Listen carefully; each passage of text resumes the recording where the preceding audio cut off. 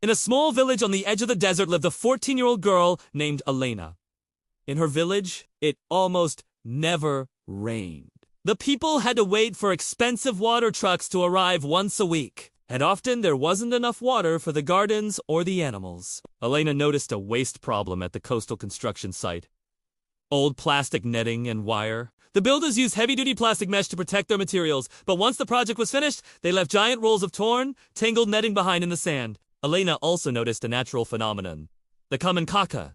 Heavy fog. Every morning, a thick, wet fog rolled in from the Pacific Ocean, covering the hills in gray mist. By noon, the sun would burn it away, and the ground remained bone dry. The water was in the air, but it never touched the soil. Elena realized that the plastic netting had thousands of tiny surfaces that could catch the microscopic droplets of the fog. She asked the construction foreman if she could take the useless netting. Elena built large wooden frames using discarded shipping pallets. She stretched the plastic mesh tightly across the frames and stood them up on the highest hill above the village. Underneath the frames, she placed old rusted pipes she had cleaned and connected to a plastic barrel. She called her invention Atrapanieblas cloud catchers.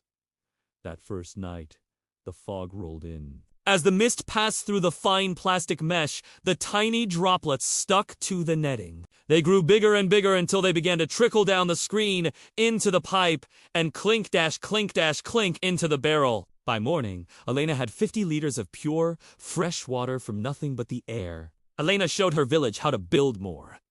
Soon, they had a forest of mesh screens on the hill. They used the water to grow vegetables and flowers in the middle of the desert. Elena proved that even in the driest places, life can bloom if you have the creativity to catch the gifts that are floating right in front of you.